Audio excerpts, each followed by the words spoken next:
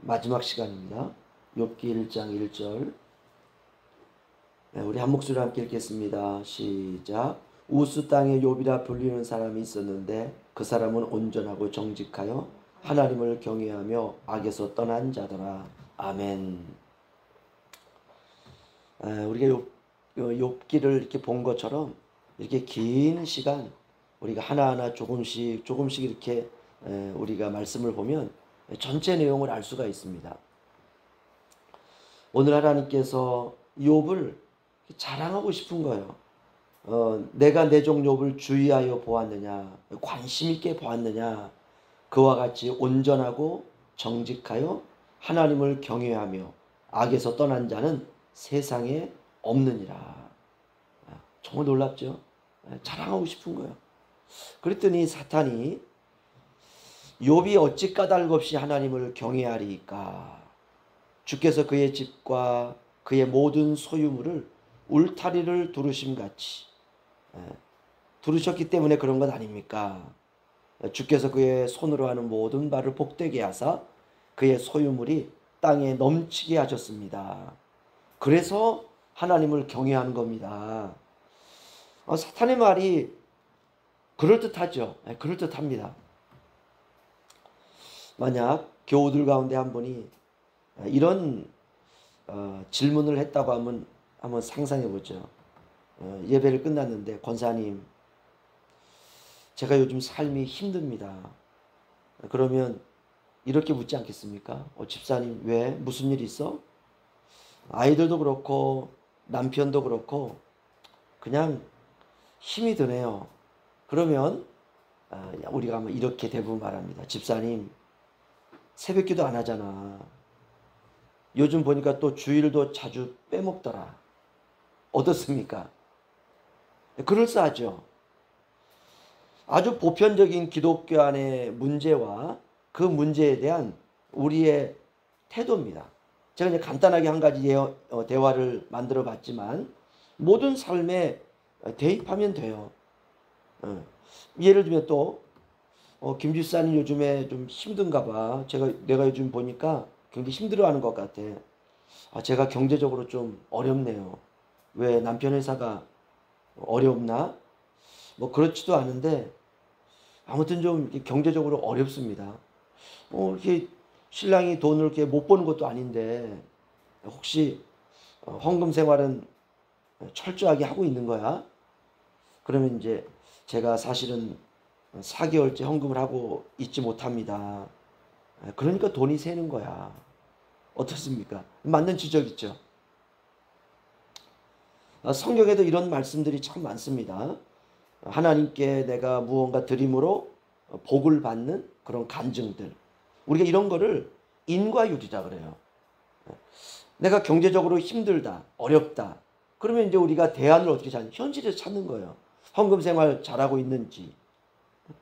아니면은 제가 요즘 너무 힘들어요. 왜? 뭐 애들도 그렇고 남편도 그렇고 제가 좀 많이 힘듭니다. 요즘에 내가 본 집사님 보니까 예배도 많이 빠지고 그래서 그래. 어떻습니까? 현실에서 이 사람의 현재 문제를 내가 진단하고 찾는 거 아닙니까? 이런 모든 것들은 우리의 경험에서 우리가 나오는 그런 것들입니다. 그런데 그럴싸하지만 이게 복음은 아닙니다.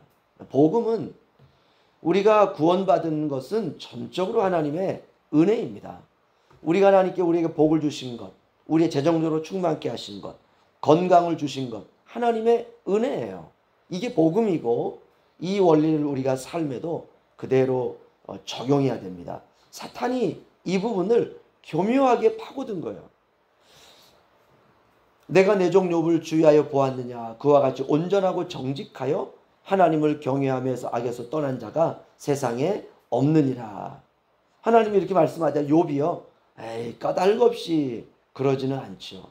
이거예요. 그러니까 복을 받는 현실의 삶에 대해서 사탄은 그 까닭없이 그러지 않습니다. 하나님이 복을 주셔서 그래요. 이걸 우리가 인과율이다 이렇게 말합니다.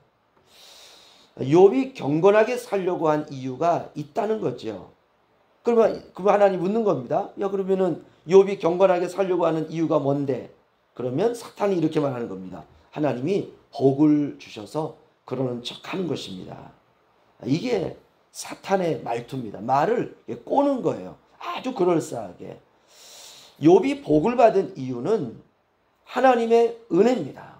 하나님의 은혜로 욥에게 주신 선물이에요. 이게 정답입니다.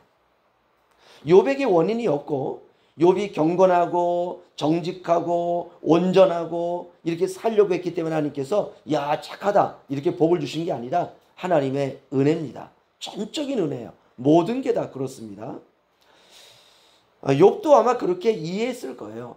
내가 경건하기 때문에, 내가 정직하기 때문에, 내가 악에서 떠났기 때문에 하나님이 나에게 이런 복을 주셨다. 욥은 이렇게 생각하지 않고 욥도 하나님의 은혜다 이렇게 생각했던 것입니다.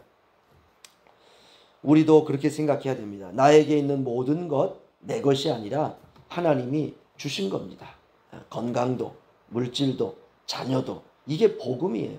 모든 것은 다 하나님의 은혜입니다. 그래서 우리에게 필요한 것은 딱 하나예요. 감사입니다.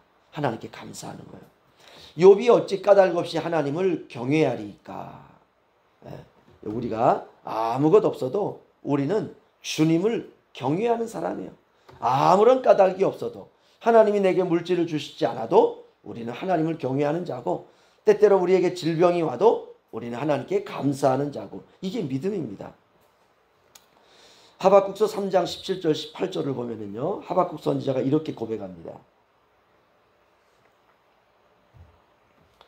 비록 무화과 나무가 무성하지 못하며 포도나무에 열매가 없으며 감람나무에 소출이 없으며 밭에 먹을 것이 없으며 우리의 양이 없으며 외양간에 소가 없을지라도 나는 여호와로 말미암아 즐거워하며 나의 구원의 하나님으로 말미암아 기뻐하리로다. 아멘. 이게 신앙이에요. 이게 아무것 없어도 나는 여호와로 말미암아 즐거워하며 나의 구원의 하나님으로 말미암아 기뻐하리로다. 이것이 바로 하나님의 은혜에 대한 우리의 믿음입니다. 성경 전체가 바로 이 간증입니다. 하나님은 이 고백을 받아내고 싶은 거예요. 이 고백을. 욥도 동일합니다. 그런데 사탄은 계속해서 우리가 하나님을 까닭없이 믿지 않는다고 이렇게 참소하고 있습니다. 저 사람이 하나님을 믿는 건 다 이유가 있습니다. 까닭이 있습니다. 우리가 이런 사탄의 말에 길들여지지 말아야 됩니다. 우리가 하나님의 자녀된 것은 하나님의 전적인 은혜입니다. 모든 것은 하나님으로부터 시작이 되었죠. 우리는 주님으로 말미암아 시작이 되었고 우리는 주님과 함께 살다가 우리는 주님께 돌아갈 것입니다. 이게 신자의 일생입니다. 우리가 이 일생을 살면서 바로 그 은혜를 체험하고 우리 하나님 나라에 가는 것입니다. 그래서 우리의 고백은 이 모든 것이 다 하나님의 은혜였구나. 우리가 우리의 삶으로 하나님께 그 은혜였다라고 하는 이 고백을 우리가 드릴 수 있는 우리의 삶이 되시기를 주의 이름으로 축원합니다. 기도하겠습니다.